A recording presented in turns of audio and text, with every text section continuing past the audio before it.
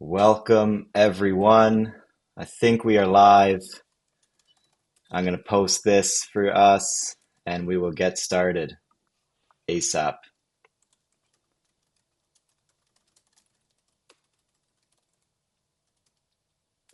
How's it going, guys? PMT, Foster, Radar. Yo, what's Excited going to be on? here. All right, talking mention markets with PMT, Foster, and Radar mentions. What he says, don't be late for class. That's a good one, right? Yeah. All right, we posted. You guys can repost if you'd like. And let me check to make sure everything is going well. All right. Welcome, everyone, to Hive Live's Sunday School. This is the first Sunday school of hopefully quite a few. And what better way to start it than with teaching everyone about mention markets? That's everyone's favorite subject right now. I think someone made 16K the other day. Loxy, Loxy made right? it like 2 days ago, yeah. Someone. The Not man. someone. Yeah, Everyone's making a lot of money in these, so it's time that yeah. that we share the I, knowledge a little bit, I right? like Loxy's story so much because he was like, he used to just be farming clips, doing dumb shit on mentions. He would pick like the most memeable word. And he's literally now he's up like 75K, I want to say, like the last 3 months or so. From being Since he down started taking it originally. seriously. Yeah. How much has Yeah, he put didn't he have into? like a? Yeah, go ahead. I thought he had like a 10K challenge, and then he like clicked once and blew past it, and he's like, "Well, I guess that challenge is over." Yeah, and then what was Yeah. so funny was he hit the 10K challenge, and then end of December he did a big stream for Trump where it was like the Oh most man. he ever had in his life, and it was for what was Kennedy it? Center honors. Kennedy Center, and they had released clips of Kennedy Center where he said Trump and Biden, I think it was, are hottest.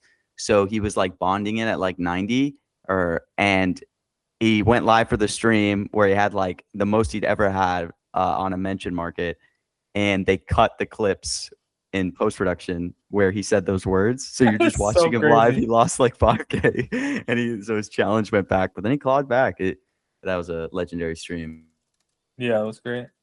Okay, so I wonder where we should start because there's mention markets tonight for the Oscars. There's also just the life of mention markets, the history of mention markets, and I want to go through everything. I have a couple of like rough guides on what we want to talk about, including like the bias between yes and no, because we know that in Super Bowl that was really apparent. The new rule set, which I still don't understand, and I don't know how many pages it is now. Are we up to 20 pages? Like where are we at now, or did it become less? 7. 7 pages. Okay, not unreasonable. And some other things as well. But Radar, I want to highlight you as well because you've made what is a pretty fantastic site on tracking and analysis for mention markets, and we'll show it right now. Why not? So this is mentionsterminal.com. It's your baby, right? Yeah. I was just starting off myself, building my own tool, and eventually I realized that other people would probably want to use it, and someone was going to make these tools. There's already a couple awesome ones out there, and so I started releasing it and getting a bunch of people interested in it. Yeah, it's really amazing. And the best thing about this for me that I do use the historicals a lot, and I know that there's some issue with that when there's like a one-off event. You can't, like the likelihood of Trump saying Iran when there's in the middle of the war is not the same odds as he said last year in State of the Union or something, like those types of situations where you'll see like, oh, the historical is zero, but it's actually very likely to happen.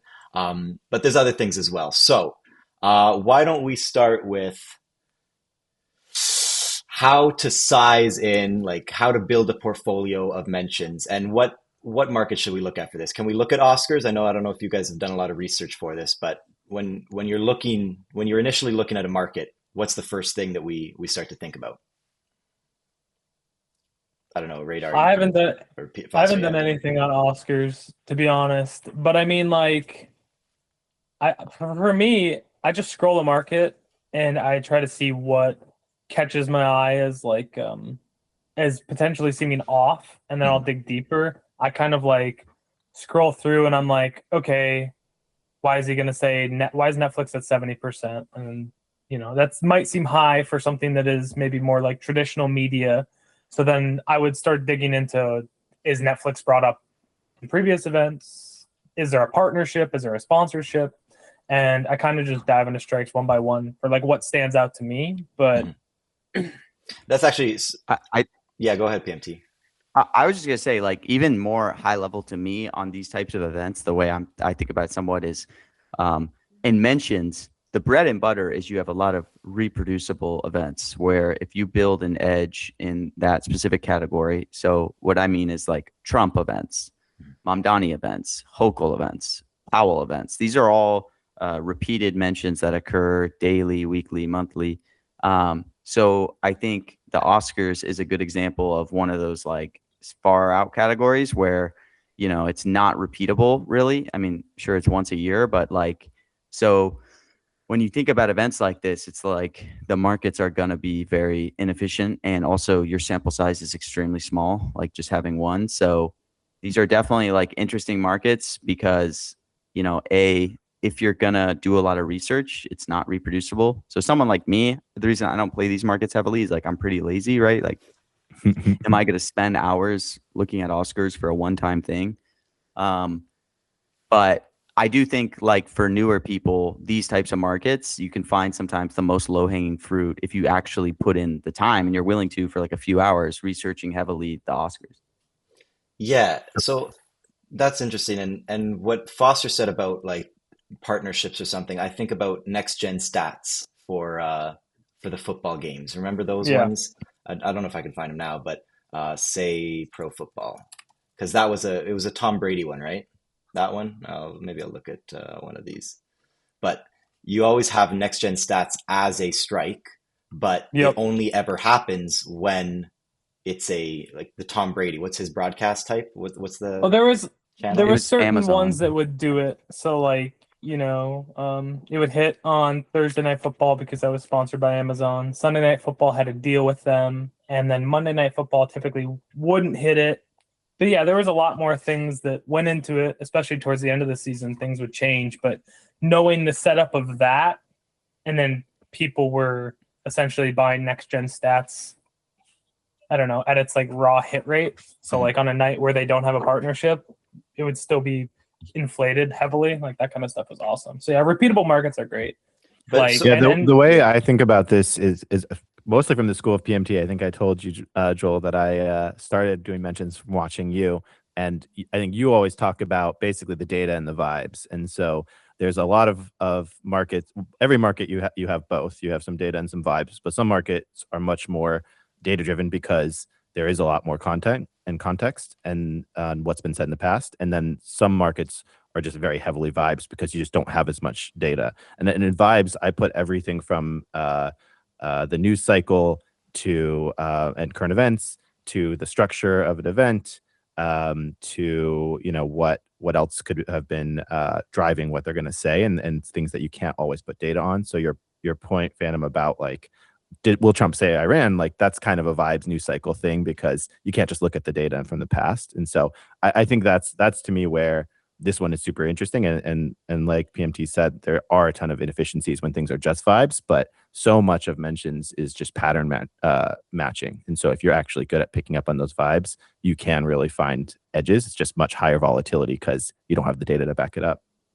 and how I'm thinking about transgender over the last couple of weeks because that's PMT's favorite word as well as Trump's.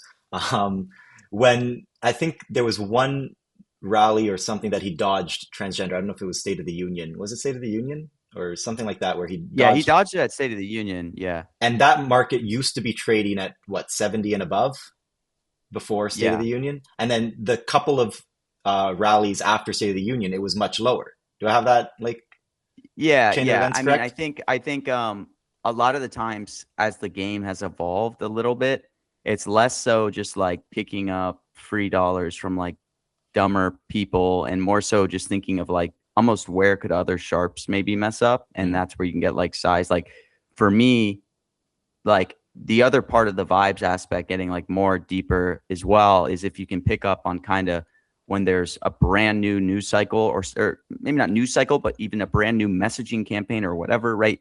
like Trump a week ago added the whole transgender mutilation act to the SAVE Act, and that's part of the pillar now. it's like so three like things. when that happened, transgender became like in the level of a Save America Act bond of like, this is almost close to 90 fair if he's bringing up Save America Act in all these speeches. But I think the State of the Union one's great too, because a lot of people looked at him not saying in State of the Union and they're like, well, maybe we have a more reserved Trump now. But at the same time, you could really justify why he didn't bring it up at State of the Union. And I'm someone who lost money on that, by the way. That was one of my biggest positions. But he had someone in attendance who was going to undergo transitioning surgery. It's a little more of a derogatory term. Obviously, it's a much more professional environment.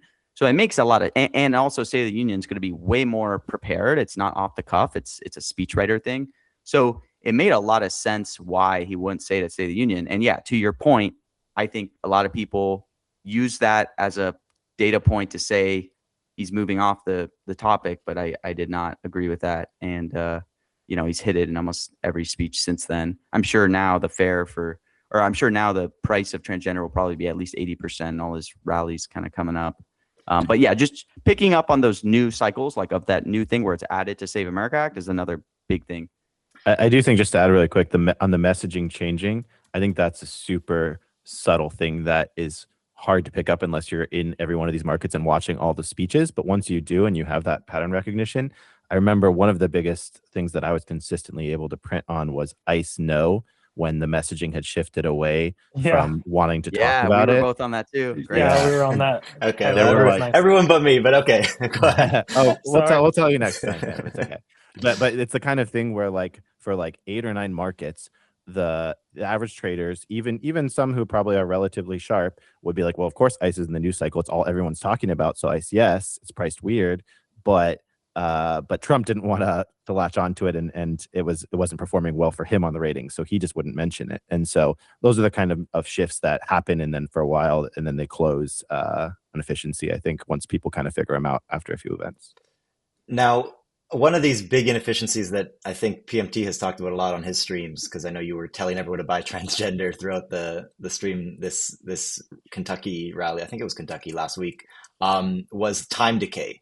And I don't know if I can like pinpoint when the event starts or not, but you can see it's like 82 goes down to 70 and then up to 100. Time decay is a big factor, I think, in a lot of these markets, especially a Trump rally or State of the Union. You know how when we were doing our preview, Foster and PMT, we talked about how there's like 3 stages of the State of the Union: the war, the border, and like the economy, right? Basically, it was the 3 things that we came up with, and it ended up being true because he talked about those 3 things. Then there was the big standing ovation for the veteran, and then he said like 2 minutes of prepared remarks, and it ended. So I lost on the I had the over there. I lost on like the 110 minutes, whatever it was. But time decay is a big thing where he gets to did he get to economy last or war? He got to war last, I think, and all those like epic fury strikes and midnight hammer strikes went down a lot, but then they ended up hitting. How efficient is the market if time decay is still a factor when it shouldn't be? I mean, it's definitely not efficient. I think it's the same as sports in a sense. I guess I could be wrong, but the way that I like sports is I like them most live. I feel like that's when the most inefficiencies are, and I think the same happens for mentions. It's just a little tougher because nobody likes to post big liquidity in a mention when it's live, because the word could be said at any second and you could get clicked and just instantly lose with adverse selection. So yeah, it's less efficient, but like there's a lot less money to be made. So that's probably why, like, there might only be like $100 worth of liquidity, like to buy yeses for something that's decaying. So it's a bit hard to accumulate. But do you notice that? Yeah, I mean, I'm talking about live trade versus pre-market, but go ahead, PMT. I mean, the thing there is like definitely to Foster's point, you should almost never obviously be bidding to buy no shares during a speech because you're just going to get clicked. But you can bid to buy yes shares. And I mean, I think definitely prices are most inefficient live during a speech. And to your point, it's just, I think I did a post about it, but it's just like, if you're entering a position, like you need to understand where the position's going to come up, right? What are the talking points that Trump's going to hit transgender? Like this week, in my mind, transgender is highly, highly correlated to him talking about Save America Act. Like I would say like probably 90% of the value in transgender is him bringing it up as part of Save America Act, at least. So if you know he's still going to bring up Save America Act, right? And the speech has gone on for 30 minutes, he hasn't brought it up. It's like, it really shouldn't be decaying that much. And I mean, I think that's where like, don't bid no, but you can maybe bid yes shares live during an event and get like good prices. But you know, the trade-off is there's less liquidity. And then I'd also say conversely, like sometimes the opposite happens where a ton of people, like you were saying with Midnight Hammer, are expecting him to bring it up at one point. He talks about Iran and then kind of pivots to another subject and then it dumps. And it's like, can he come back to it? You know, sometimes it'll get too like, there are times for sure where things get, the opposite is true, where it gets sold off when he passes a topic, but it's like they're undervaluing the chance that he's going to go back to talking about Biden. And, you know, Trump will, you know, he'll go on all sorts of tangents. So, you know, this is also one of the areas where I think the data really helps for these markets where there's a lot of data points and kind of repeatable events. Where one thing that I've started adding to mentions terminal is for big events is the structure of past rallies. You won't see it right now because there's no big rallies coming up. Actually, maybe on the right there, you can click a Trump rally structure down a couple. And so I pulled in the past big rallies and can show like where does he normally hit these different things, and you can actually look at the specific strikes for an upcoming rally and see when they're hit. And so you can actually go down, you know, later on and see, oh well, he's only talking about this piece here and he hasn't hit it to PMT's point. So that's I think a pretty valuable thing that doesn't work in every market, right? Because like you don't really get that in the Oscars, for example, because there's only a couple of data points and you're not going to be like, well, Conan always says this after, you know, this point. That's just not the amount of data you have. What is the structure? So sorry, this is a little bit confusing of a site, just this page. What is the structure of this? So I'm seeing, I guess this is the start of his speech, all of these events. So what you're looking at here is on the bottom is the 5 columns are his 5 last rallies. And each of the rows, each of the little boxes is kind of a section of a speech. And so you can see that on the top left there, economy remarks in Pennsylvania, December 9th, he had an opening that was like 840 words. And he hit during that time, Democrat, tariff, radical left, fake news, AI. And if you scroll up to strikes and you just hover on AI or click AI, you can see here's all the times he mentions AI, and is actually only 2 speeches, and it happened once in an opening and once in the middle. Wow. Yeah, this is kind of, I think, when you think about the levels of mention markets, I think you kind of start at the top with just purely vibes, and then you go down a level to like historicals, what's been said, but then you start going deeper into things like this, where you're actually looking at structure and some of the kind of like more strong pattern recognition pieces that give you an edge. Yeah, so for transgender, I mean, if we added the last 2, because I only remember these last couple because I only started trading again the last couple of weeks, but it feels like transgender, like you said, PMT is with Save America, and Save America is like one of the last things he says in the last few speeches, right? So he will say transgender at the end here. So America first, we're gonna stop transgender in women's sports, whatever, right? Like those types of things. And this happens at the end of the speech, but it's interesting. It also happens in the beginning. So, or in the middle here. So the time decay aspect is not as apparent. I wonder, is there a word, that will have time decay for sure? I have a good example. I have a good example of a time decay on a specific speech, and it doesn't always hit. But if you look up on Kalshi, Trump Georgia rally, I can show you one that I made money on. Yeah, that one. Highest inflation. It's like it always hits in the economy topics. And then it's also 50-50 of if he says highest inflation or worst inflation. So you can see if you see that, initial spike and it started, and then he got to the economy topic and he said worst inflation. Biden gave us the worst inflation instead of highest inflation. Immediately decays from 80 cents down to the 20s, where it remained for the rest of the rally and then left. And during that, as soon as he had said it, I slammed no. I mean, I got like buying no's live. There's a lot more liquidity because people aren't worried about the word getting said if you're bidding yeses. So I clicked like 2,000 shares or 1,000 shares, and then wrote it down. Made like 1,000 on that. But Same I thing. think, by Yeah, the go ahead. way, this is He a can- good he can circle example of the back. highest inflation one, where when it got down to say 20 cents after he says worst inflation, I think there's a good argument you can make I that that's sold actually out, undervalued because like he can come back. Yeah. I'm sure you bought in at the top, so you got in at a good price. But I'm just saying, like, highest inflation is a great example where like he'll talk about economy, he'll say maybe worst inflation. People will slam no's because they're like, now he's just gonna say worst inflation. But it's not infrequent that in his rallies, after 15 minutes, he'll come back to prices. I mean, it's such a big topic. But I also was gonna say, like, just talking about the relationship between talking points, like there's not a lot of liquidity live, so this stuff doesn't make too much sense. But like, yeah, it is a battle too to be like, who's the first live during a speech to know where it's heading.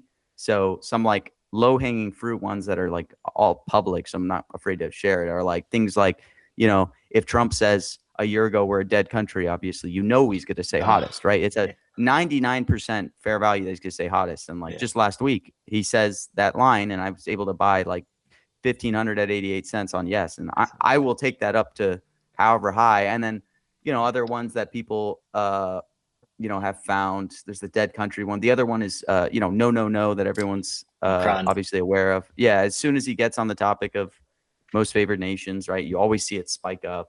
And again, these aren't private. It's not like I'm sharing. Like everyone knows about these things. That's why. But it's a battle live. If you can know as well, like maybe there's some ones that people haven't discovered of. If he gets onto this topic, clicking yes is plus EV. Well, so one thing, the hottest one that I remember from one of the ones from last week was he said we're a dead country and now we're hot.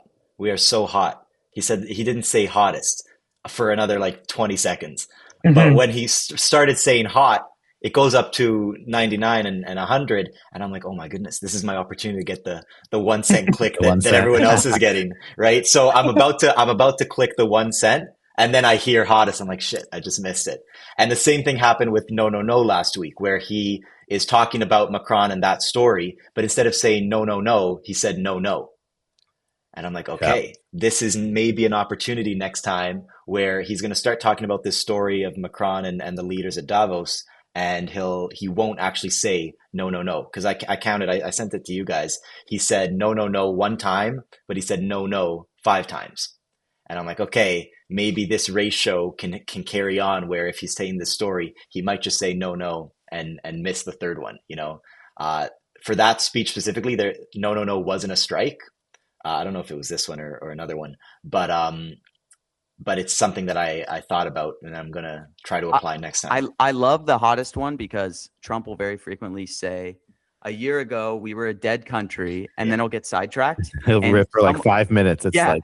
Yeah. So, someone will have bonded it to 99, and then they freak the fuck out because he sidetracks. In Excel, so yes goes cheaper than it was. Yeah, I'll put like a giant bid up at 75 and just be getting filled by other people dumping. And then 2 minutes later, Trump's like, anyways, the king of Saudi Arabia told me, So you think if he gets sidetracked, he's still going to say hottest, even despite him getting sidetracked? There is almost a sample size of time. one that he did weave it. And he brought it up. This was, I think, last week. But then he brought it up later in the rally. But he did fully weave it. It's the first time I've ever seen it where he starts on it and doesn't end with it.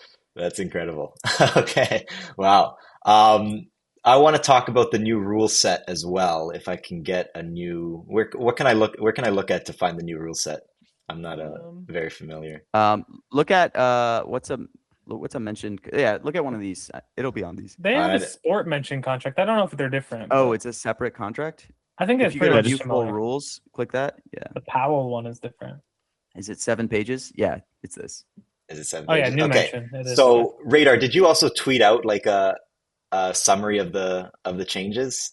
I know one of these mentions guys did. I did. I was mostly just trying to like understand it myself and make sure that I wasn't dumb. So I tweeted it, and then Joel had to respond to me at Kalshi. Jake had to respond to me at Kalshi to like correct if I had something wrong because I was putting it out there. So, so I tweeted this out. I think a lot of it is kind of clarifying some of the way that rules were already shifting. I think in a bunch of ways, especially when it comes to like some of the rule cooks and things that were going to be resolved. And then a lot of it was about cancellations, which I think is like probably the like slightly more interesting piece. So on cancellations, let's see if I can get this right off the top of my head. The main thing that has been added to most markets is this does not qualify. Event does not qualify slash occur. Yes, right. Right. So there's not in all markets, which is a little confusing, but in some markets, most markets, I believe now for mentions, there's an event does not qualify strike. If that strike is there and the event does not qualify, meaning the event doesn't happen or the person doesn't speak that was supposed to speak, then that goes yes and everything else goes no.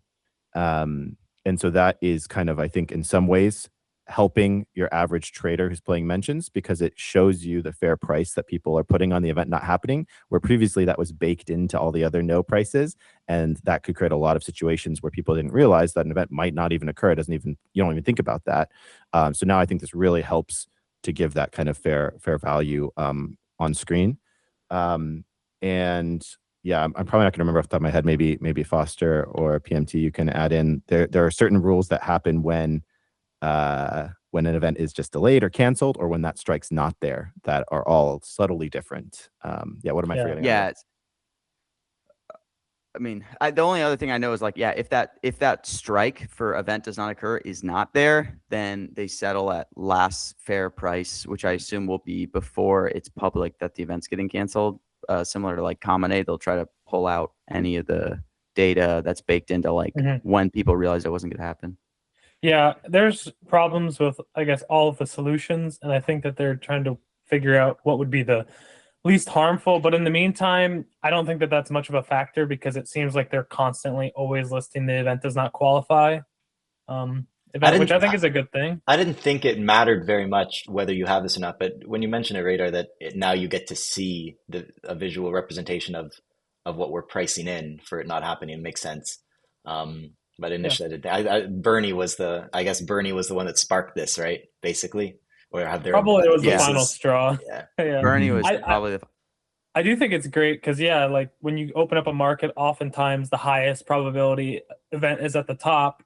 And now if you're a casual and you open an event and everything's 4 cents, you don't just go, oh, I'm getting good prices. Yeah. The top thing you're going to see is event does not occur. So it is a good visualization. I think they should just scrub the whole last traded price section anyway, because that has some other weird things where if an event isn't streamed, it goes last traded price. But if clips come out, then yeses can resolve, but other things can still go last traded price. And so you're essentially free rolling yeses. There's a bunch of things in there that are a mess. But yeah, like Radar said, it's kind of just clarifying a lot of what we've already used. Are there any new rules that are changing prices? Yeah, we I don't know if it's changing prices, but we did move to essentially including words that are spelled the same as a plural of a word. So if you have something like inch, which can be plural or it can be a verb, so you can say that he gained 6 inches on the play, or you can say he inches forward there. You know what I mean? As a verb, both forms will count now. So and it didn't used to. It didn't used to, yeah. And so did this happen last week? I think there was something like this a couple weeks ago, right? That caused this change, maybe. This happens pretty often in sports. That was probably the most like cucky of any rule ever. Was the verb cuck. I always was like, they need to get rid of this, because like you would have a strike like inch, right? And they'd say he inches forward, and you would so think that counts. But because of the whole verb thing, that was like where I will say it's somewhat of a controversial opinion among like mention sharps, but I am definitely in favor of the new rules. I think just having like a Bible, I know a lot of people just generally don't like long rules because they say, oh, it gets all, but I think having mentions are just so convoluted. There's so many like people that don't participate in it, especially with the frequency we get now. They don't see all like the debates that come up, like having like a Bible. And I think the other thing that I really love is they have examples, right? Because people obviously aren't going to understand what some of these things mean. So having examples is really important. The other thing I think is commendable is that they shared this with a lot of mention market people before making it live, because originally it was a lot worse in some examples. Like they were including, I mean, some people disagree with me, but they were including closed compounds, which I think is bad. Like fire station. So for closed compounds in the original version, wildfire would count for fire. A certain blue platform still includes closed compounds, which I think is insane. Really? But that's crazy. I did not yeah. even know that. Wait, Wow. say that. What was the last one? Sorry, I didn't. I was saying a certain blue platform includes closed compounds, which I think I like the difference. Planet P. Say Planet P. that way I'll understand it. Yeah. Wait, PMT. Were you saying that now the verb does count? So inches forward counts for inch and per Foster. Yeah. Per The Foster. example they list is Here. wind. Wind. Like they would say winds back the clock. Like the ref winds back the clock or whatever. That counts now for wind or wind because winds is a strike. So crazy. What about Trump and Trumps? That was one that just happened. I don't know. So that's Uh-oh. It arises new issues where you think, okay, does this count? So this did happen the other day. Before or after this rule was added, the strike was foster, and Melania said this fosters greater community. Yeah. And so she said fosters. And But that was like, old rules, right? That was old rules. So it wouldn't count. This was new rules, I thought. I thought that was old rules. So it would count. Oh, no, it was old rules. Yeah. I was saying, So it didn't count. would that count? Because, typically foster is a verb.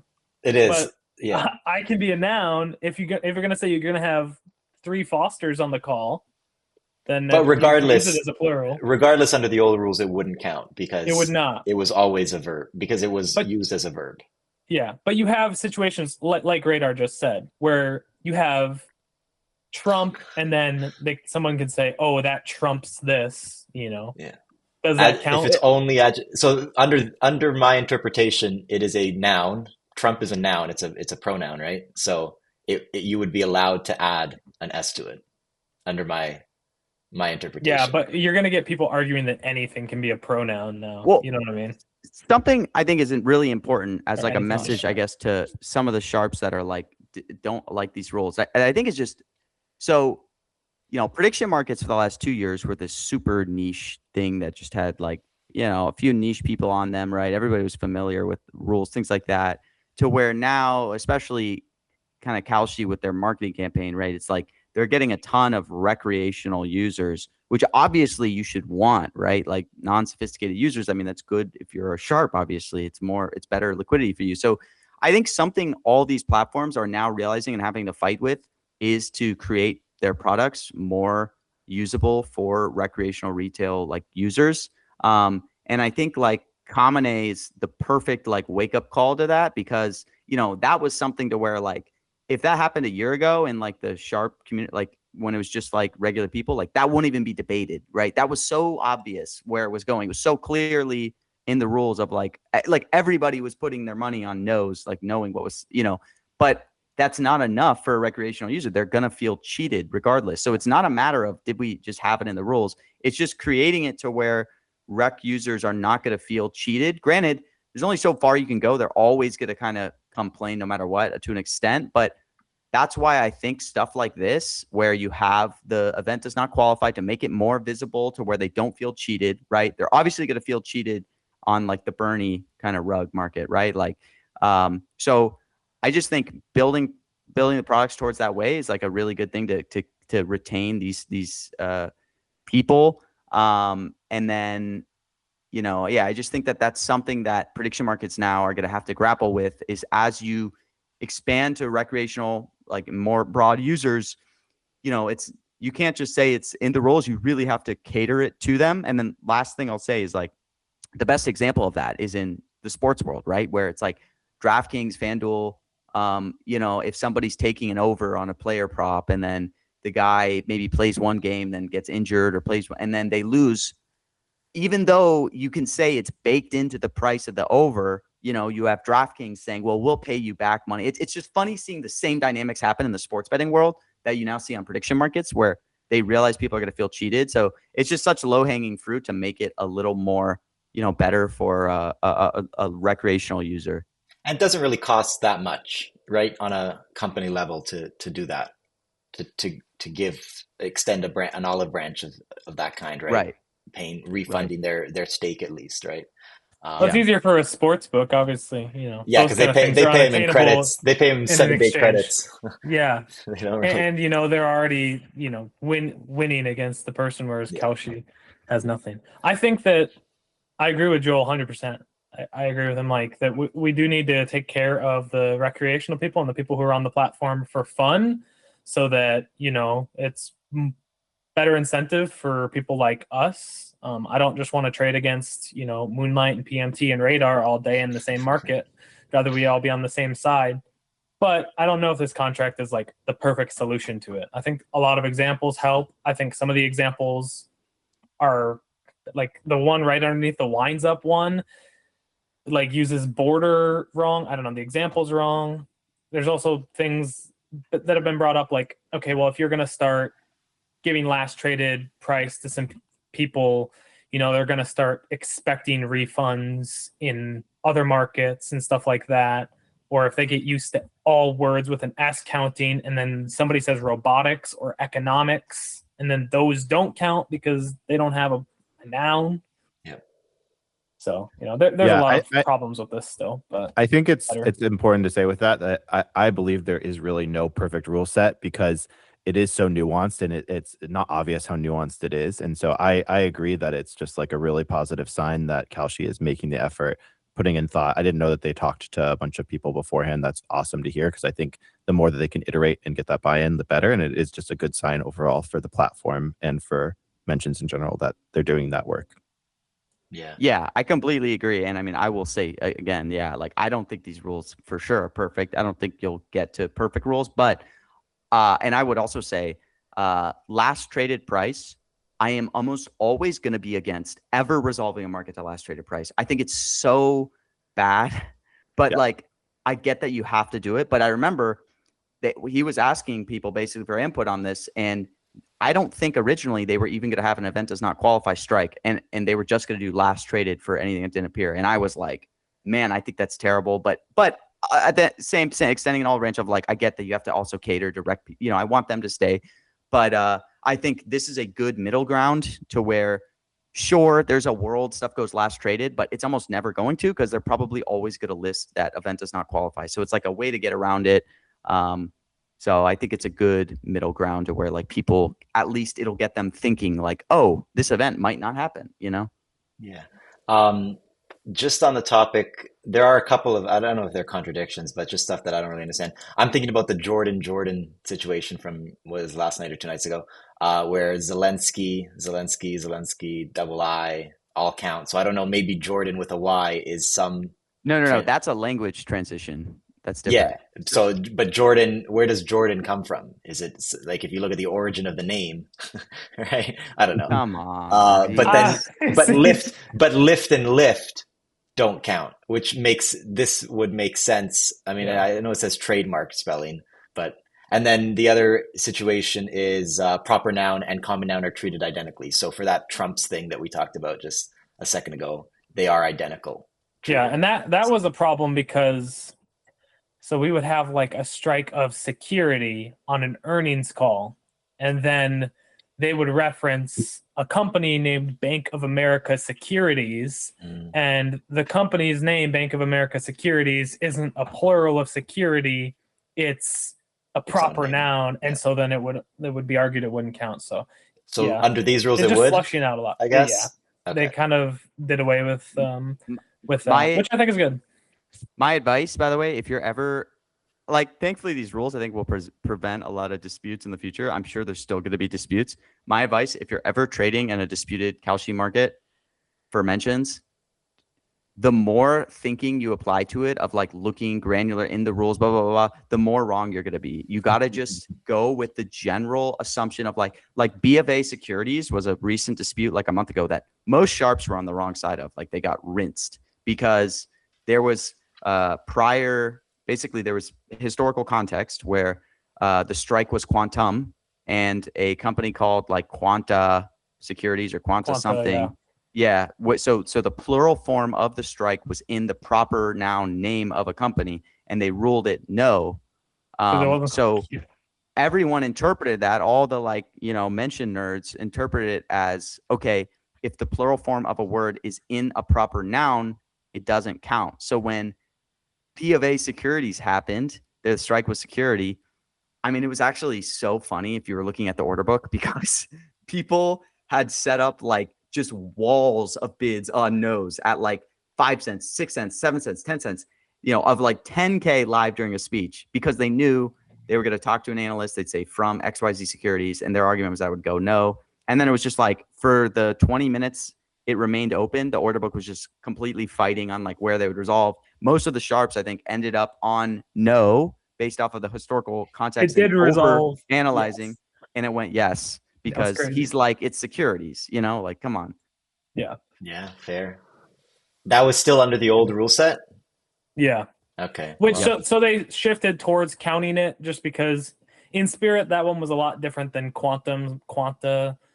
I kind of agree with it in the end. But yeah, that's fair. there's some weird ones in there where like additional clips can come out of an event and then count. So you see things now where events are not bonding right away, Mhm. like bonding knows. A Interesting. lot of stuff I don't like in it, but The whatever. one thing I will say on that whole topic of like disputes not paying out that I can't stand a little bit is like when traditional media reports on this stuff and they frame it like a sports book in the sense where the title is refuses to pay out winnings. You know what I mean? It's Kalshi like refuses to pay out like, I 75 don't, million. yeah, I don't know if they're stupid or if it's just like they hate prediction markets. I'm sure it's a mix of both, but it's like such a gross misrepresentation. And this applies to Polymarket, Kalshi. Anytime this stuff happens, because I'm sure the same thing happened on the soup market. It's like where they say refuses to pay out. That's just so crazy. They're not refusing to pay out. Like they're paying out one side.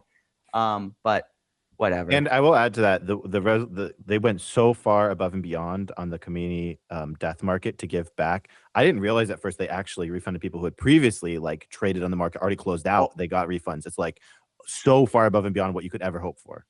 But okay, my best piece on this too is like going back to what I was saying about building stuff to cater to recreational users. The Common thing is such a great point of this because, so yeah, they paid out literally all losses. I think originally, right, they paid out all losses for people who bought basically the day he died, right?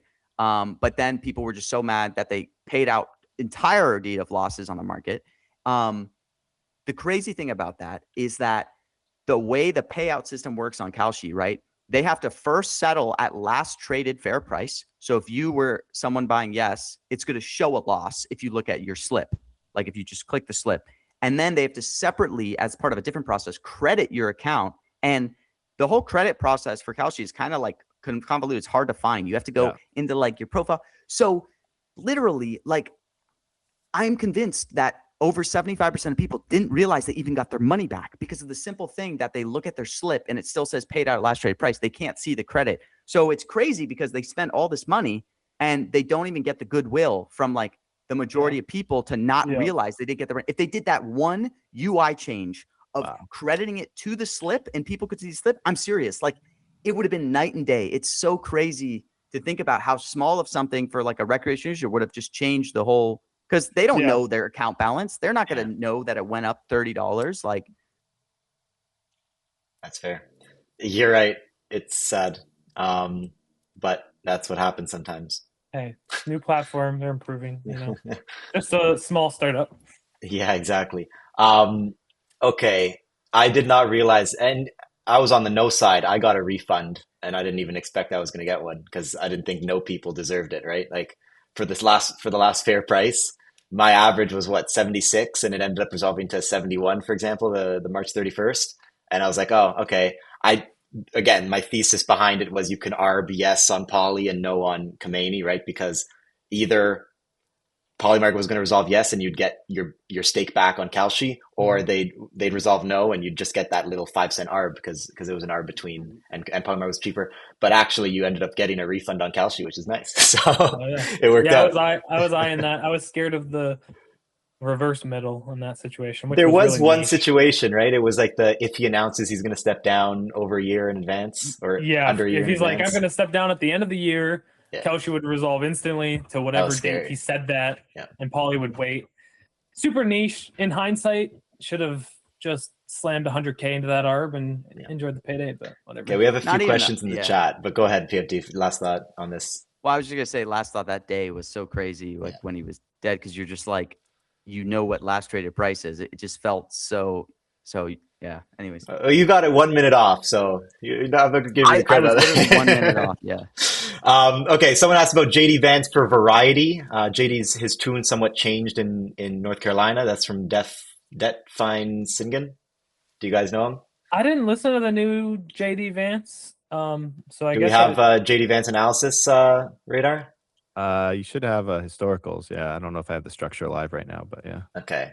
Vance Let's is look at so this hard to market. predict. Yeah, Vance is a tough one. I think the only stuff there was that one speech a couple weeks ago that I watched your So stream for. the latest rally, there were 2 strikes that were like 80 or 90 plus that didn't hit, right? One was ID Where do I find Vance because safe? what was that market in? Was he in North Carolina or was that Trump? I'm forgetting right now. But we knew he was going to talk about Save Act because that back to the messaging shift, that was a huge topic that is being pushed across the board in the administration. But historically, he's only said identification or ID once in all of the transcripts I had. I was just looking at mine. Mention metrics is another awesome tool to look, but I didn't actually check there. But anyways, he rarely, if ever, says identification.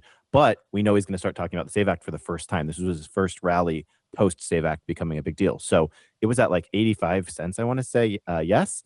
And he talked about the Save Act as expected, but he completely dodged saying ID, which is a little crazy. I think people were a little confused. Like, Yeah, I got smoked on that. Yeah, I mean, that was just so crazy. I'm not that surprised on that. I feel like Trump caters to a different audience where he I don't know, Trump explains everything, and I think JD kind of gives me vibes of the people he would be speaking to would maybe more understand it. I don't know, maybe I'm just hindsight's 2020 acting like I would have taken no there. I didn't trade that event.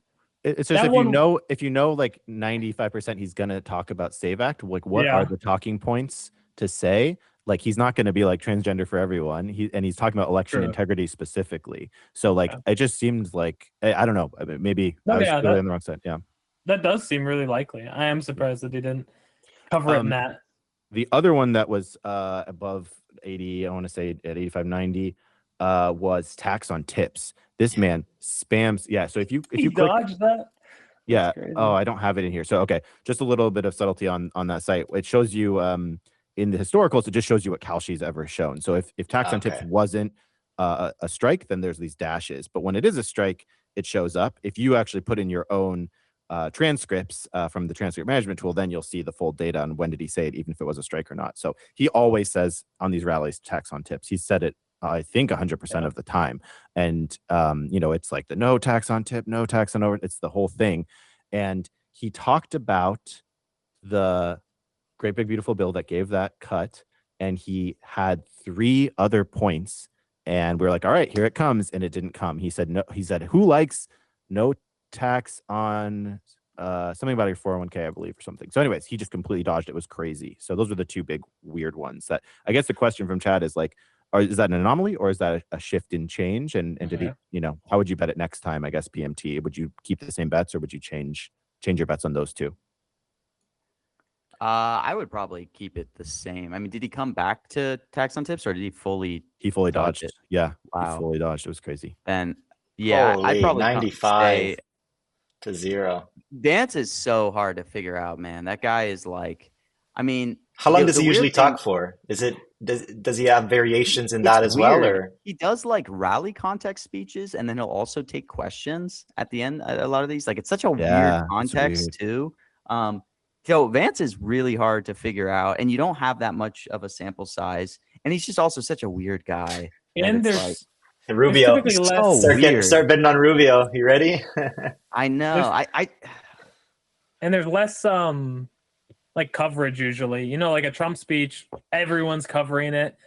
Vance goes to North Carolina, you have like 3 North Carolina local stations saying Vance is coming here to talk, but you don't get the like in-depth, CNN saying Trump is going here to talk about this. Like this one specifically, the White House didn't even put out info on the topics. You just had to assume. Yeah. So yeah, it's definitely a bit wilder. Mr. Bump said it was no tax on Social Security, and Dave said, yeah, he's pissed about tax on tips the other day. That's tough. Yeah, the other question that was interesting for Vance was because this was really his first rally post Iran also. So like 2 big news cycle changes. One is Iran, one is the Save Act. Fury. And so how much was he going to talk about Iran? How is he going to bring it up? He, if I want to say correctly, he actually dodged it. He dodged Iran through like 85% of the speech. And I kind of assumed if he was going to cover it, he would have just been at the very top, like, thanks to our service members, blah, blah, blah, blah, blah, and move on. He didn't cover it until talking about the drop off in price. You can see it there. It's like everyone assumes he's going to talk about 90. He doesn't cover it. He's like kind of rapping a little bit. It gets to like 50. And then he's finally like, and I got to talk about this. It was crazy. So like, does he actually even talk about it in the first place?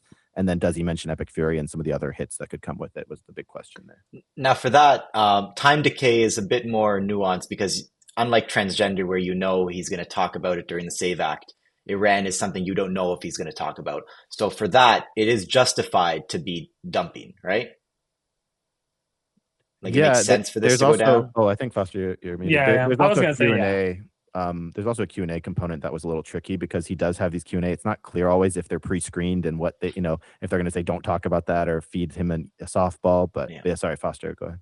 No, I was going to say the same thing. Is that like, yeah, there definitely is like time decay in that sense. It's much more unpredictable in terms of like what topics are going to be spoken about. Yeah. I mean, if you specifically know, like if they released that they were going to talk about a certain thing, then you could. But yeah. Time decay is much more valid in there.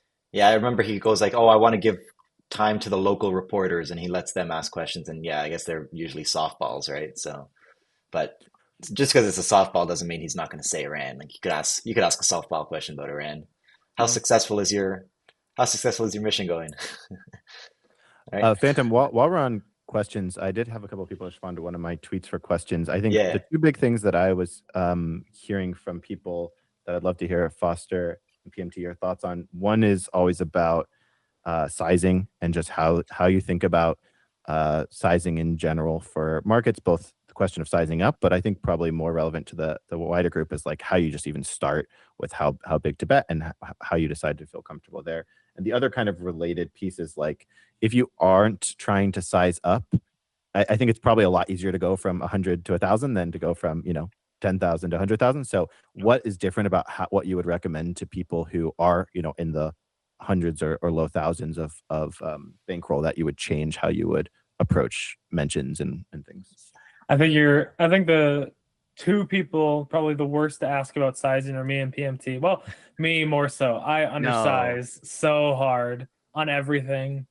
For a long time in mentions, you were limited based on like how much liquidity was in a market in terms of your size.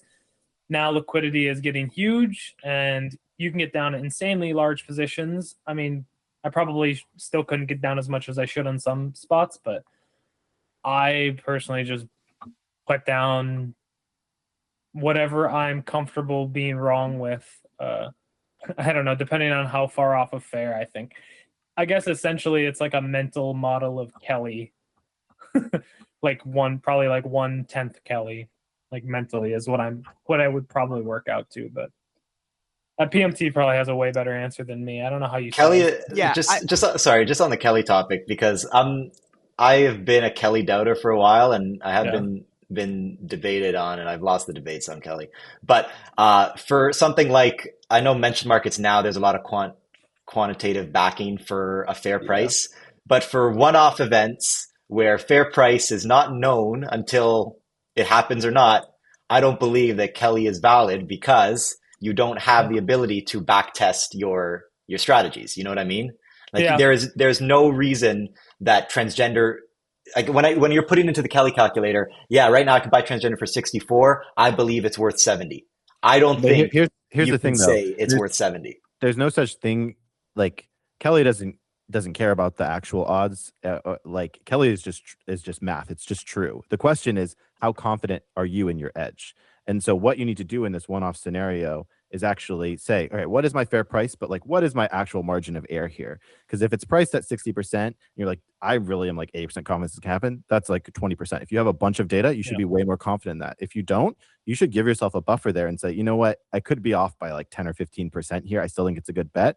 And so all you're doing is checking, because like Foster said, you're already doing this mentally in your head, whether you know it or not. You're choosing a size of what to bet on, and it's based on how far off you think the odds are from fair value. And so I think, like, from my perspective, Kelly is just math. It's just true. And the question is how to use it as a tool to kind of back up how big you could go, or just understand even a little more explicitly what decision you're making about sizing.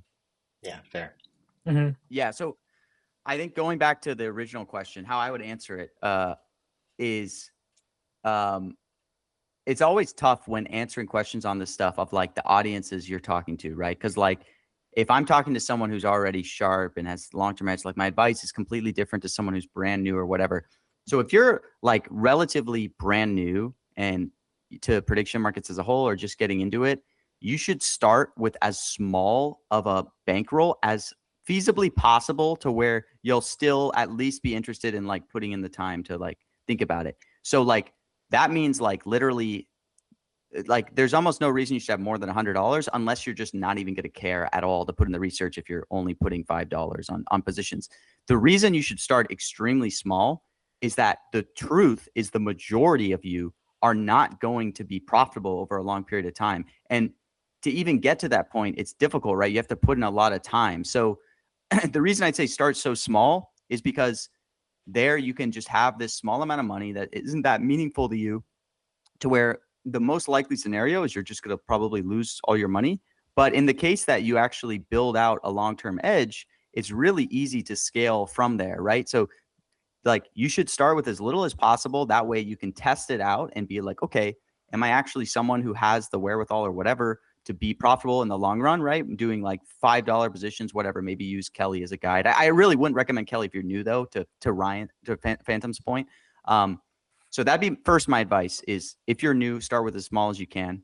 And then the second point on like what I would focus on if I'm new is what Radar said is completely true, in that the smaller your bankroll, it's just so much easier to build it into multiples because there's so many things that are like so unbelievably good, but you can only get like $50 down. So it's like we wouldn't even look at it. So in terms of what I would focus on if I were new, I would probably say live is probably something more that I'd do, because like that's typically like the most inefficient. I wouldn't only do live, but there's just so many times that like you'll just get either it's some market maker or whatever that's just putting up bad bids, but it's like 20 shares. So it's like not worth it for me. But if you have a tiny bankroll, 20 shares is great to you. So I would focus on live. And then the last piece in terms of sizing, I think when you're starting out, it's like just be conservative. You don't have to get all into the nitty gritty. If you have 100, just maybe put your max position at like $5 on a position. I don't know, something like that. But if you are sharp and you've proven over a long period of time, so this is now mostly pivoting to like me talking to like other sharp mentions people that maybe made 10K, 20K over a long sample size. They know they're sharp. They know they have an edge.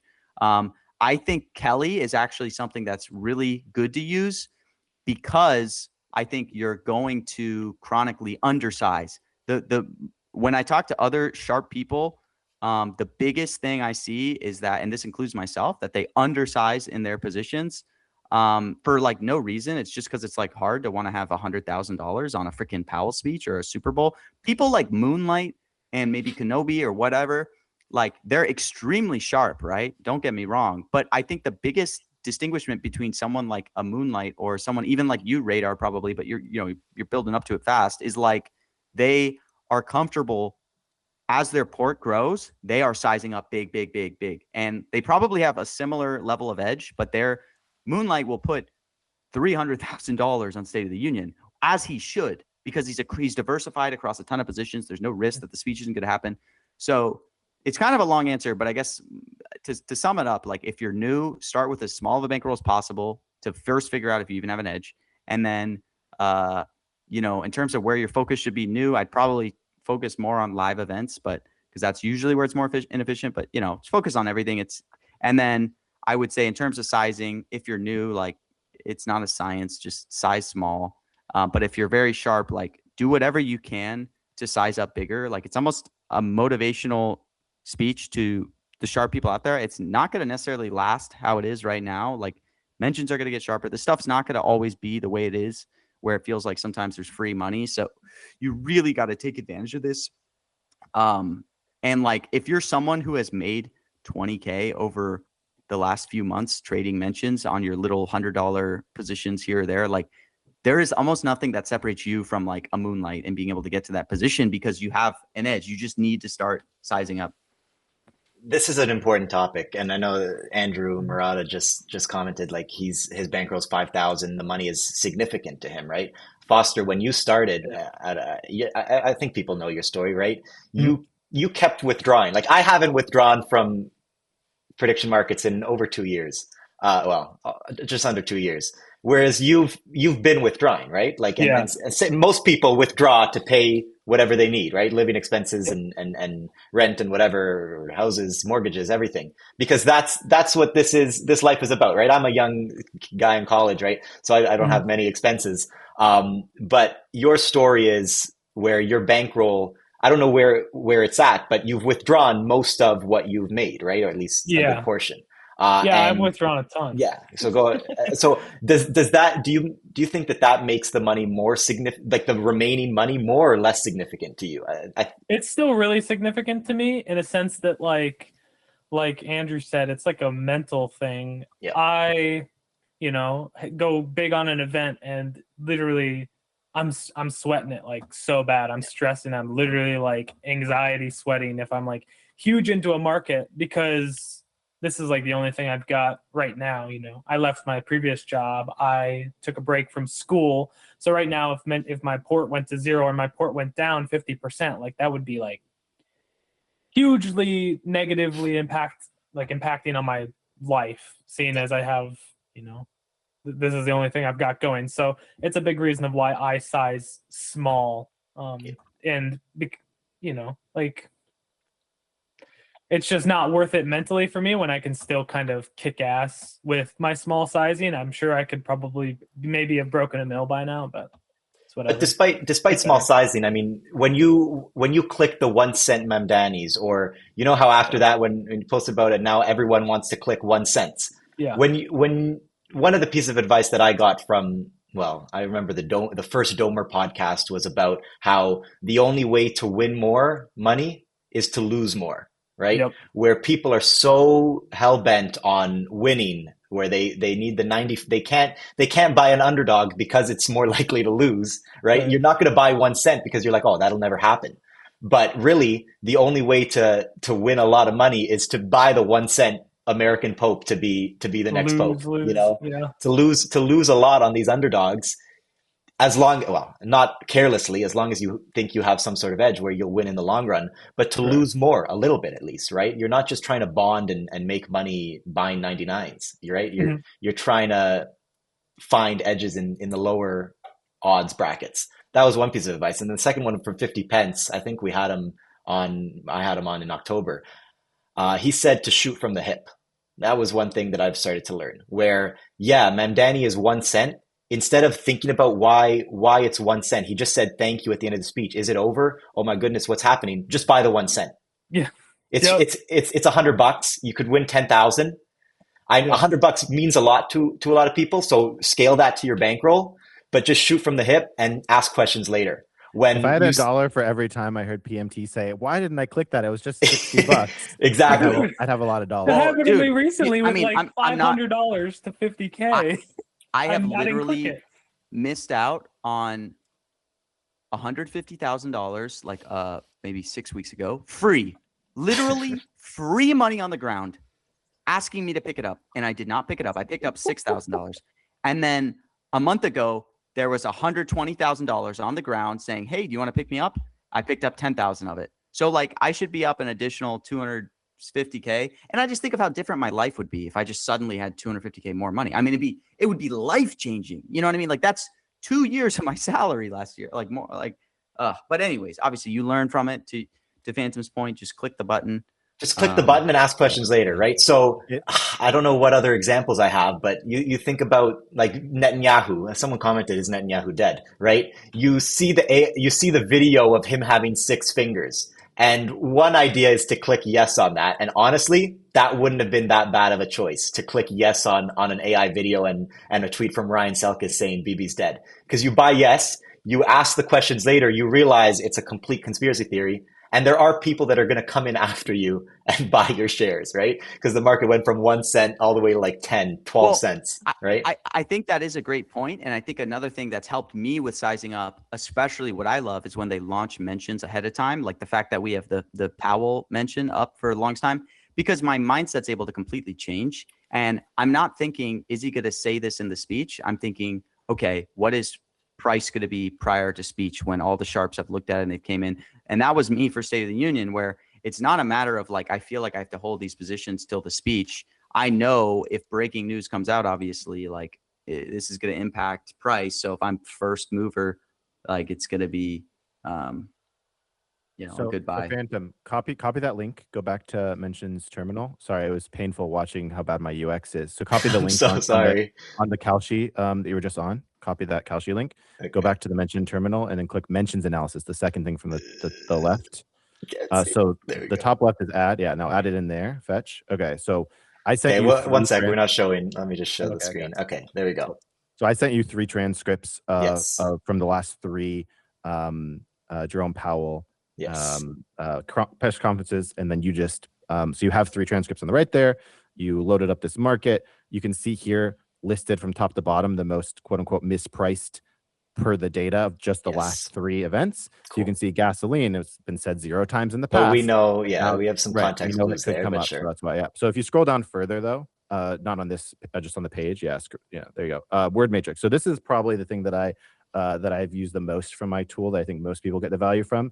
And, I now have the last 20 of Jerome Powell's speeches and a lot of tags to segment which ones might be more valuable. But if you click on like hit percent at the top there to sort by hit, this is showing for all of his last 3 speeches, how often did he hit each of these marks? And these are strikes. These are current strikes on Kalshi. These are the strikes that were imported from the link that you have. Yeah. So you can see here, like, and just to be clear, this is only 3 data points. Even if you had 20, you shouldn't just say, oh, this is a bond just because 0%. It says it. You have to understand why. But this is a starting point to get fair value and think about what are the vibes for the market and why might it be different this time? Why is this strike listed that was never there before? And trying to kind of calculate from there.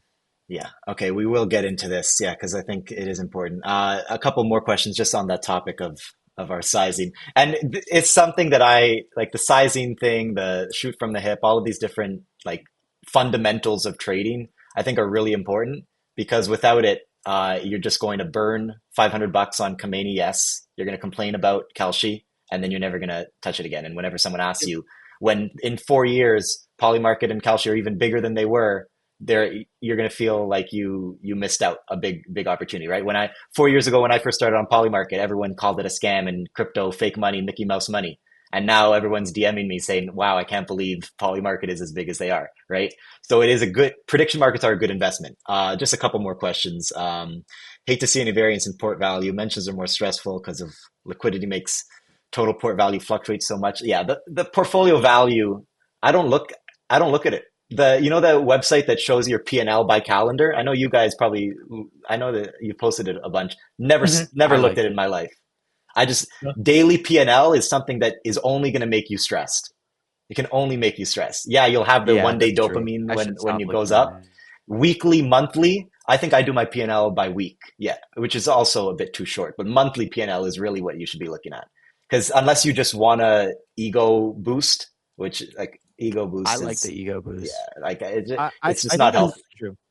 I think that's true at the top level. I do think there's data that's hidden in there that can actually show you some of your edge and leak. So I actually have it in my tool, but you won't have it because you haven't hooked in your data. I'll try and send you a screenshot real quick. But if you look at yes versus no entries, are you making your money on yes or no? Are you losing money? That can actually help inform you, like maybe where you have a leak. Same thing with price entry. If you look at, are you making or losing money when you're doing your 1 to 5 cent plays, when you're doing your 95 to 99 cent plays, etc., where are you most profitable? I do think there are some data points there that are useful. So yeah, the actual chart itself, maybe not so much, but You must be an ex-poker player, Radar, saying legal. I am an ex-poker player. Yeah, I was thinking about that as we were talking about the bet sizing. It's like it's so psychological. It's like how much would it feel if you're in a game in poker that would feel bad? When you're worried about a bet because you're worried about your bet size and how it would feel to lose, you're betting too much. And I think it's the same thing here, right? Yeah, and in poker, in any sort of environment with chance, and so like people talk about Kelly a lot, and I guess I don't know if people newer hear people talk about, oh, Kelly is the way to bet. The reason Kelly is that way is that it's like the mathematical way to maximize return while also keeping your risk of ruin down. Risk of ruin being you just drain your whole account. Because you could be the best poker player in the world, you can get unlucky. You could be the best mentions market trader in the world, and you could get unlucky that an event got canceled.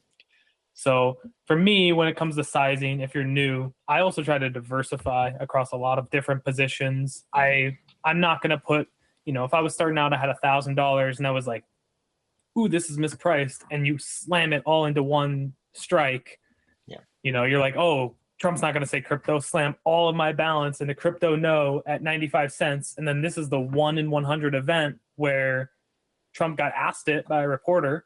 Like, yeah, you had good EV, but you just blew up your whole account on it. So yeah, Andrew asked Foster if you trade exclusively pre-event because he's never made money from live. And it's the opposite a little bit. I am mostly live now just because I'm slammed. Like, I don't know. I'm lazy. I don't do a lot of research.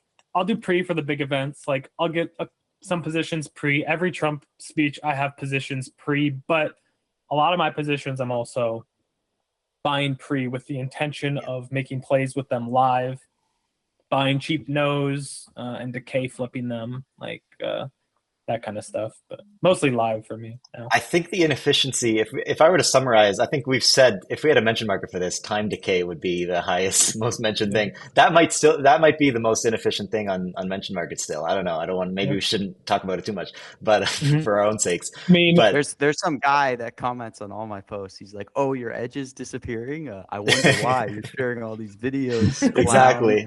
And I'm like, dude, okay, God. That's what I say, but I DM it to you privately. I tell you, stop posting video. We should stop streaming. No, I'm kidding.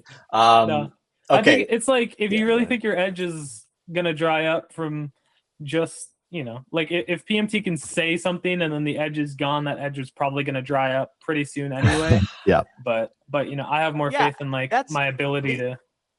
It's so crazy. Like.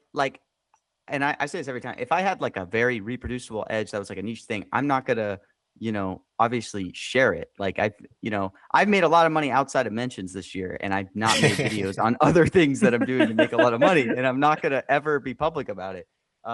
So, I think the Foster's point is totally true, and like, yeah. I don't know. It's the same thing about the tools I'm making, to be honest. I've get asked a handful of times, like, why are you sharing this if it's like, if you're printing money, just focus on printing money. And for me, well, it's more fun to build products for me, and I'm probably better building products than I am at trading. But B, like you don't just become profitable just from using these tools. You have to put in the work and the time and understand and have the skill at the pattern recognition. And on top of that, I think like you can't just copy trade. If you watch PMT and you try and like tail him or copy trade him, like you're probably not understanding how he's thinking about when he's going to sell off or when he's going to buy more. And so you're actually going to just lose money watching his stream trying to tail him. So I do think like, there's a lot of subtlety to how to think about that. It's really cool because on the first thing, as far as making the tool, I kind of like that there's a lot of these transcript tools out there because I think I can think the next level up. And there's people who come in and blindly buy on historical hit rates for certain events that, specific events where that really hurts you if you're just buying blindly on the hit rate. So it's cool to be able to get filled. Gas definitely has a 0% chance of hitting, right, guys? Caroline has never said Epic Fury before, ever. Why would she say it? Like that kind of stuff. What do those two words mean? Why would you ever say them together? Exactly. Oh, I had one question while you're showing Phantom my P&L and the gnarly no, yes and no numbers. So I'm very profitable on no and still down on yes. Wow. Okay, I I didn't notice also I this. also just got smoked on my first a miss bond. I guess I've never bonded. I don't know why I bonded Hokel, and I bonded Oh, her when she had her second stream up that I didn't realize, and like I was up, whatever 5-10K on 86 to 99. So I think I heard you both, I forget who was talking about this, talking about yes versus no, but the meta has shifted. Yes. Where is your head at with like, as a new player or sharp, like, are you betting way more yeses now? Are you way more profitable on yes than you've been in the past? How do you think about yes versus no as like profitable senders for you? yes has gotten a lot less inflated. I think that sharps are able to hold the price down a lot better now. There's, really big players who will put up huge bids, and yes doesn't get that high. So I'm buying a lot more yes recently. Do you think that's a product of bigger bankrolls or smarter people? Or both, Both, I guess. probably. Yeah. I think bigger bankrolls, multiple big people previously, like mentions didn't have that many big people, and for a while I was like rank 1 PNL on mentions, and like I was sizing super small, so there just wasn't much money in it. And now you have, Moonlight, who probably would accumulate as much no, a few cents off of fair as he would ever want, so it's not going to go that high. Yeah. And then you get opportunities where you might disagree with another sharp person and be able to buy. I mean, me and PMT disagreed on a strike the other day, like quite often, and now I'm able to buy. Well, I totally agree that yeses have become a lot better. And I would say the best plays, like the big home runs, are always going to be on yeses now, because the home runs occur. There's so many more sharps. So sharps always are just going to be predisposed to taking no's. So when you find a really good yes play, you're gonna, and a sharp is on the other side, you'll actually be able to fill good size. So Yeah. like it always happens where I will find a really good position. I'll get like 5K and I'll message some people in chats. I'll be like, who's my counterparty? Yeah. And then they're like, oh shit, Remember my order book analysis? Like you can see already there's people that want to buy Yeah. no gas more than there is for yes. Like roughing the passer, remember that? Yeah, that was hilarious. That was a You called out my exact bid location and everything. Like, That oh was man. incredible. Yeah. I wonder if we can do some live analysis for Powell here. And one more question from Andrew was about stream latency. Is it important? If you're trading live, it's the most important thing? Nah. Yeah. If you're trying to click, yeah, but I don't honestly, well, a couple seconds doesn't make that big a difference if you're trading Yeah. live. For example, transgender, it doesn't matter if you had a YouTube stream, a Twitter stream, or a stream on television. You were going to come to the same conclusion and get a similar price, right? If you believe that transgender does not fault to time decay, you will buy transgender at any price regardless of your latency. So that's what I would say on that. Whereas if you're trying to click, obviously that's the most important thing. But for Andrew, I think for vibes-based trading, which PMT you do on your stream, right? Well, not vibes-based, but your live trading technique is not a latency thing as much as it is just looking at the market. And I mean, latency is definitely important, but like, as long as you're not 40 seconds behind and you like yeah. don't you don't miss the topic. Yeah. for I mean, buying no, which again, not really you should do live, unless you can sense the speech is ending. For no, obviously latency matters, but I think for yes, it doesn't really matter. 20 seconds, 30 seconds for specifically transgender. I'm thinking of as the example. Doesn't matter. I guess Q&A it would, but yeah, that's my take on that. Okay, should we do some Powell analysis? So what would we look at initially? I don't know. Have you guys started building? This is 3 days from now, right? So have you guys started to look at this? I have not. Honestly, I started to look at it. I kind of suck at Powell's. I've ran pretty bad on them, but you have any picks, Radar? How do we use? Give us a rundown. I only gave you 3 of my. 3's enough. Why not? Yeah, sure. Let me see. I don't know if you can DM them to me. I'll add them, but. Yeah, we can also talk about, I know people want my Oscars picks because PMT hyped it up so much. So maybe I'll talk about Oscars for a bit. Yeah, let's do Oscars picks. I want to see. Okay. Easy Eats. I'll give him a shout out. Oops, that's my bad. Easy Eats is live in Los Angeles doing men on the street stuff, and Mhm. he's going around, and I don't know why he thinks Chalamet will. Does he believe Chalamet will win, or was that a joke? Because we are I on think he is Chalamet on no. Sinners, yes. Yeah. Chalamet no, which already is steamed way too much, so too bad. But Chalamet no, and actually, I would also say Michael B. Jordan no. I am on Leo and Wagner as two dark horses. 11 cents for two when I think it's a more crowded field than the odds suggest. I mean, you have 92 cents for both of these guys. So if you were on the limit side, you'd get 8 cents for anyone else. That's what I'm a fan of there. Someone watched Domer's Yeah. podcast. And the other one, and one that I actually was building. So one model, never mind, I can't talk about it, but there are a few like quantitative backings to my picks based on who I know is a guild voter. So there's some data that you can find about the actual voters who will be voting for the Oscars and what their favorite movies are. So based on that, for supporting actress, this one, yes. Amy Madigan, no. And Tiana Taylor, yes, is a big discrepancy in my model. But I am not taking Tiana Taylor, yes, because the price decays and I don't know why it's going down. So I'm on actually Amy Madigan, no, here. I think my average was 40 and I bought some more at 50. So probably I'm like my average is right at cost right now. But these are some of my picks. And I'm surprised that I'm betting underdogs. I'm not one to bet underdogs. And Domer has taught me to bet underdogs, especially that MetaMask stream from the other day where he gave his picks, and these are aligned with what his picks are. Um, I've is betting heard these that dogs. Oscars is a lot more favorites versus like the Grammys was all Grammys was underdogs. crazy. Grammys was wild, and luckily I was on the right side of those. But I see what you mean there.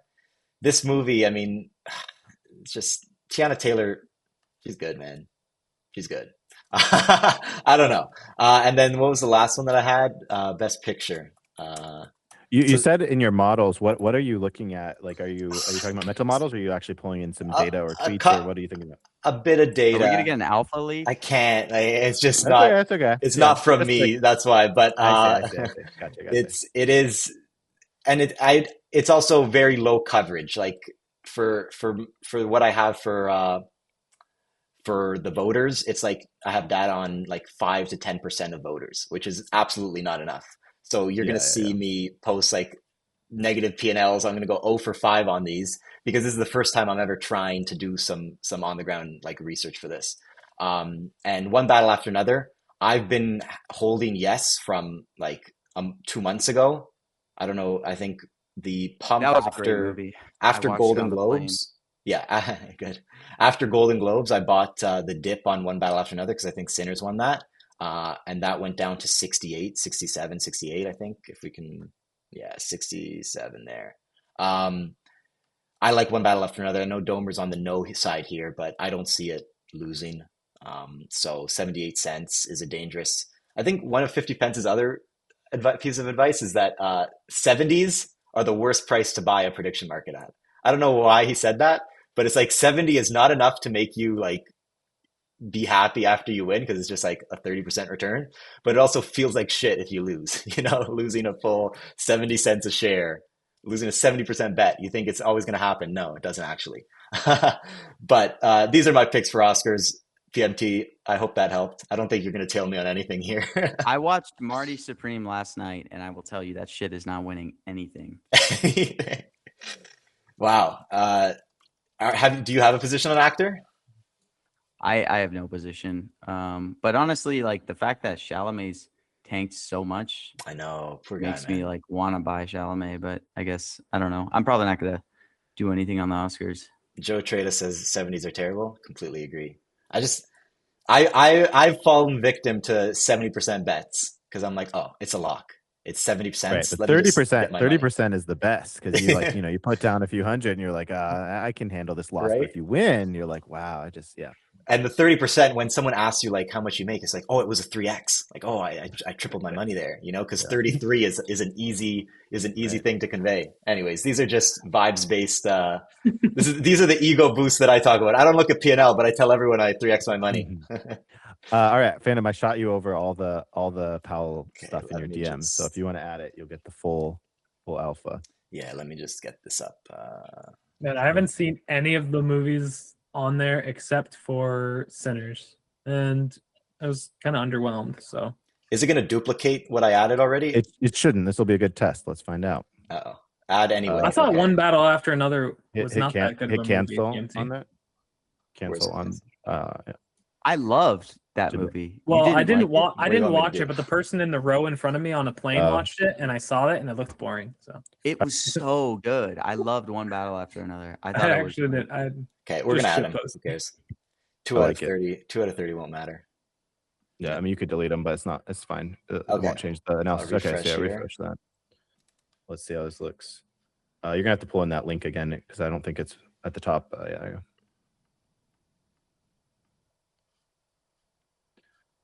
So I'm actually pretty new to PAL, so we can actually get some alpha and have PMT teach us what to be looking at. So if you scroll down to there, now you see all the data. Okay. Go by hit percent. Yes. And I'll share some alpha already. So it's too many data points, so the UI is a little wonky. But if you scroll down and do the scroll bar and scroll to the left, you got to pull the scroll bar to the left to get to the far left of that data on the table. Yeah, there you go. Now, right there, stop. Gasoline. So you can see that during the Ukraine war, Whoa. we did hit on gasoline pretty frequently. 5 in a row. Now that doesn't mean that Powell's going to say it this time because he's been dodging gold a crap ton when that comes up, and he's trying to stay out of certain speculative points. But there is some data that suggests that he does say that word, even though he hasn't said it at all in the last 20 times. So this is where someone's going to get mad at me for sharing alpha. But like Foster said, my general view is, hey, I'm trying to get more people into the game here, and if you don't think you can beat them on skill, then you probably don't have an edge for long anyway. So here's some alpha. So PMT, what do you think? Is this something you're on? Look, I'm not on it yet, but I like the idea. This is amazing. My main thing for Powell is I'm hoping that prices are going to get better as we get a little closer. So I'm hoping like the hour before, I'll be able to get some size down at better prices. On I think usually, right? Probably. Well, it's various stuff. I mean, like Powell's speech, I think is usually 30 minutes after the posted time. So I think right around 2 p.m. when all the orders get pulled for the schedule time, they're going to reset kind of, and probably will be able to get, but I honestly, if all goes well, I plan to have like at least 50K on this press conference, maybe closer to 100K. Like I'm trying to go really, really big for Powell, but I say that it sounds riskier than it is, right? I'm going to be on a lot of, bonds. Good afternoons. Not good afternoon. I'll never play that strike, but the fun one. I have a conspiracy theory that on his last conference, he's not going to say it, and it's just like just going to be the one change for his final conference. But that would be such a good meme. Yeah, I don't think he has any reason not to say it, but that'd be hilarious. I like that as a pick. That's a good pick. Last Powell was unreal. Like PMT, do you last have second buzzer beaters? That was so fun. What was that? Which ones were those? Dude, it was trade wars, pandemic. One more question, and then he hit 7 strikes, and essentially things were fully bonded. No, for which other ones are there? Huge amounts. Trade. Well, I think he said one more question too, and he took more. Like I think it was like, oh yeah, it was so there was insane. Like 60K bonded no on trade war. There was like huge amounts. I know the person who got the click on trade war. I was gonna say, was it a clickable thing? Not manually. It got clicked.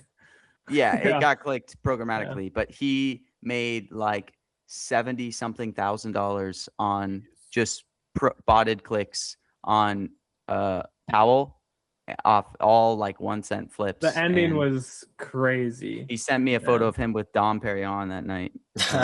Literally. I was like, good for you, man. Just man, that was so fun.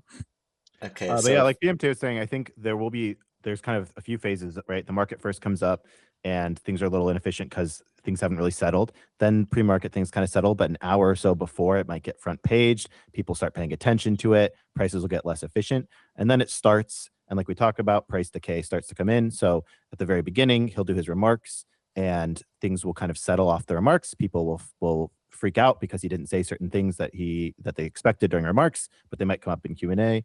And so there's kind of a really strong live trade potential right before, I guess it's not live, right before he starts when it's front paged, but also once the Q&A starts.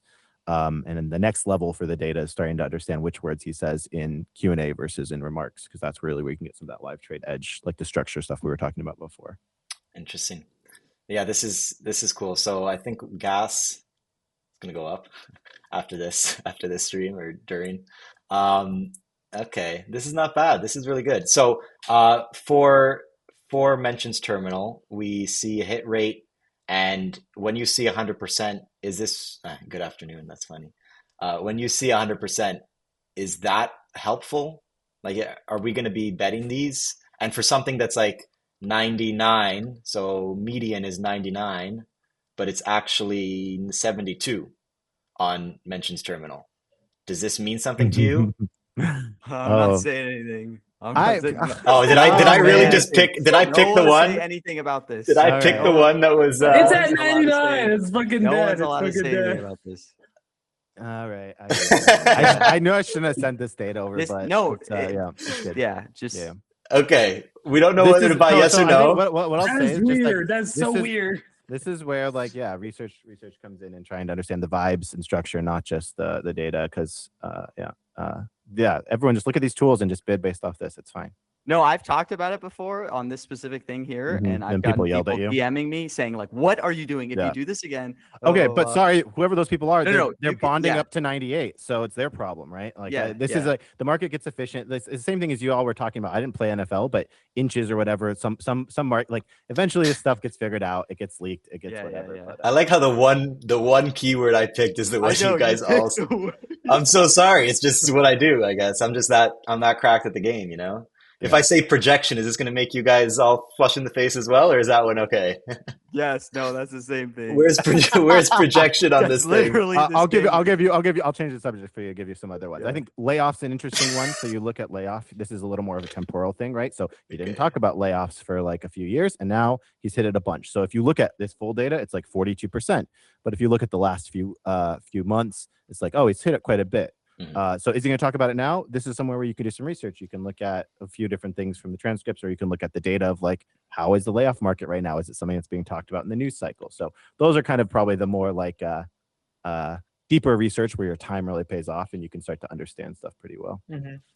All right. I think we will let Powell go for now. Just I don't want to say anything. I don't want to say too much because I don't know what's going on, right? I'm not in tune with this stuff and you guys do, so I don't want to ruin it.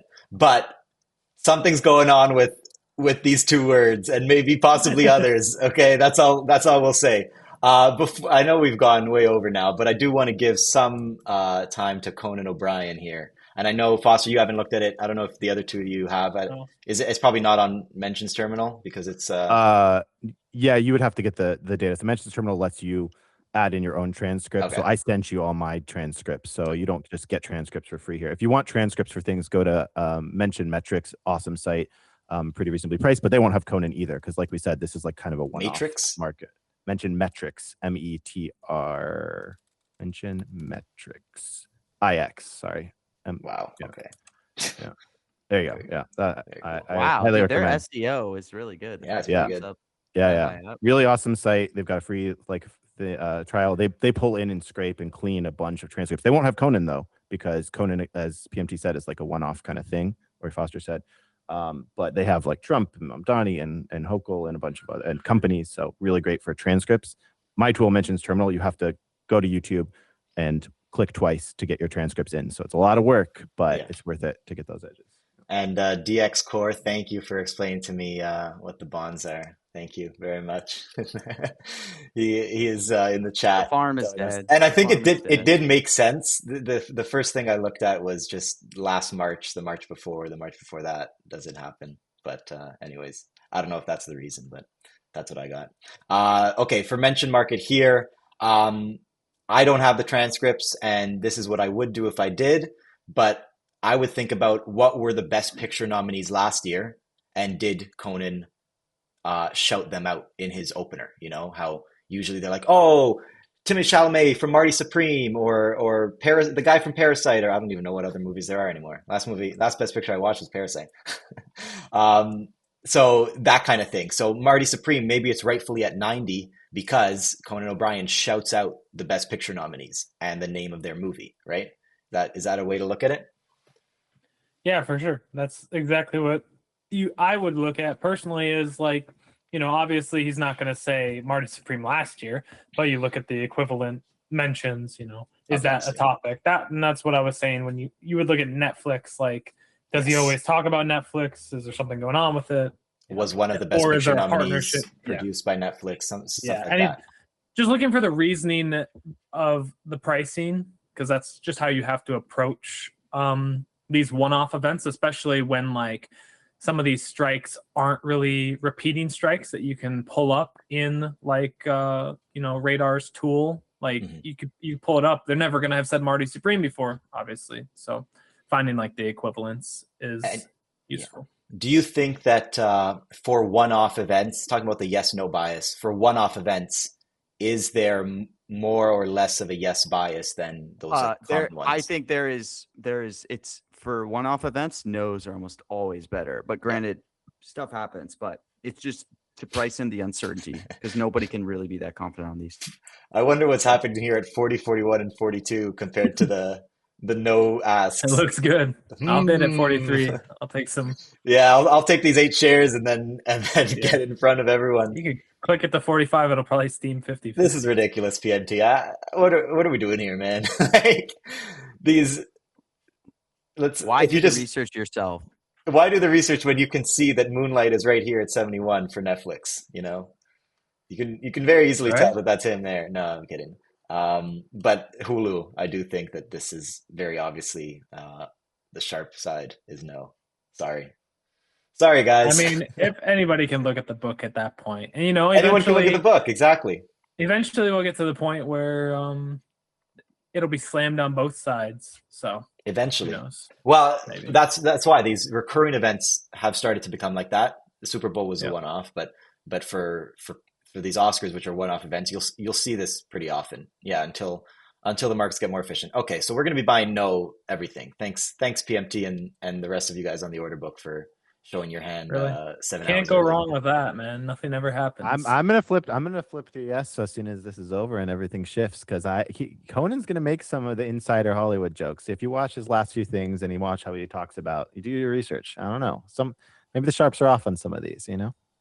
I believe so. Hollywood, sure. What are other Hollywood-esque strikes? Well, I'll just talk about Hulu for a second. So this is just like how my brain thinks, similar to what Foster was talking about. Like I went and watched his last one he hosted last year. I went and watched some of his interviews about what he's thinking about and some of his latest talk shows.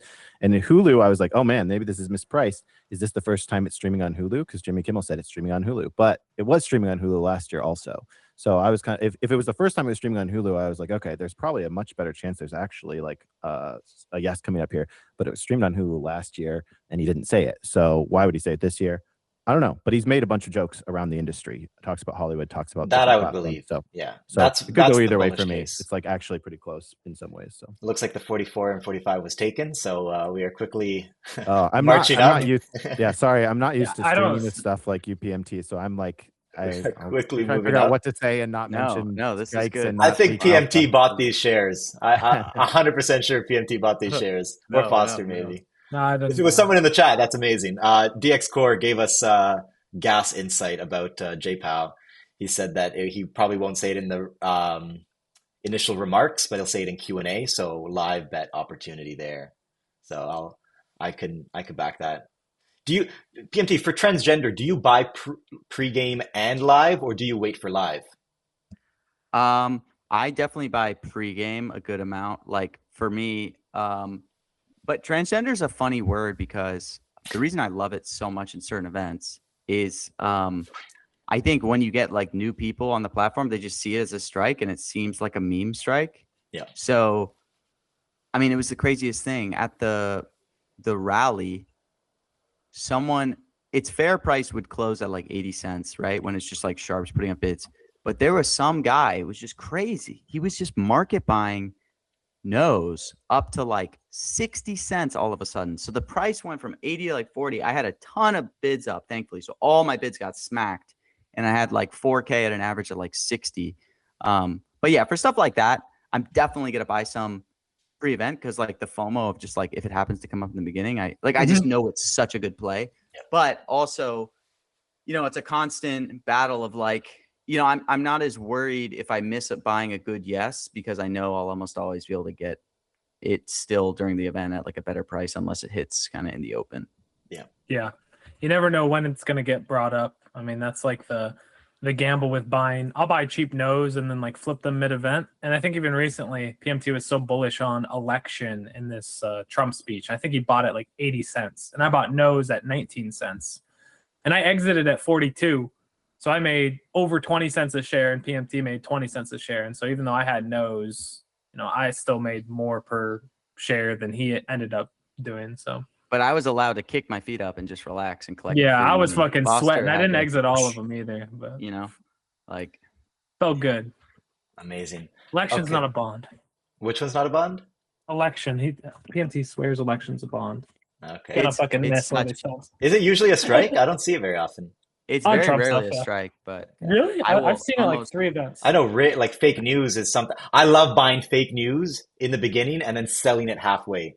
That's something I really enjoy the doing. nose, you buy the No, nose. buy no fake news. Yeah. I don't know. And I like buying Sleepy Joe and Biden. No, I feel like Trump should stop talking about it just Those personally. are such fish strikes. I know. Buying the nose. I Did know, you like it's Good bad. Afternoon No as well? Yeah.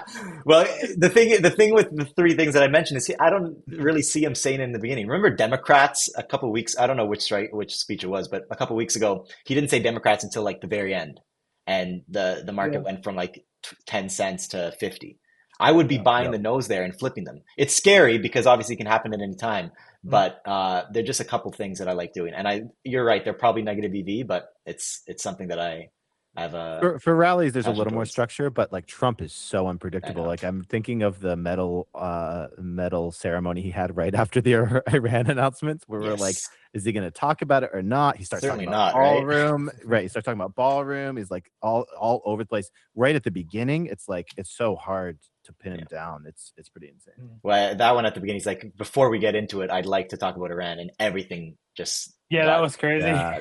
Oh, there was another one recently that he did where I was like, is he going to talk about Iran this time? And he said, before we begin. And I was like, oh, shit. And then he said, I have to talk about, and it was something unrelated to Iran. And so I just mogged no Iran. And then he's like, oh, and also I should probably talk about Iran. And I was like, That was the women's history, I think it was. Yeah, that sounds right. I forgot what he said first, but I know that he said something. I know he called his wife a movie star, but yeah, right. that was funny. The Oh, second that's sentence, PMT, you posted that clip.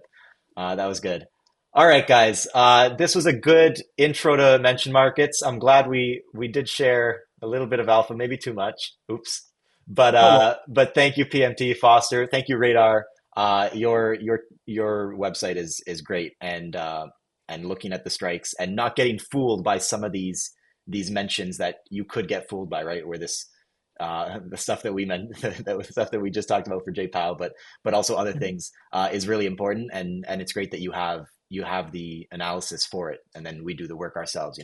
So thank you for Mentions Terminal and everyone else. Hop on it too. So yeah, thank you guys. Maybe again a little later we'll meet again. But yeah, that's everything from us. See ya. Thanks. Peace.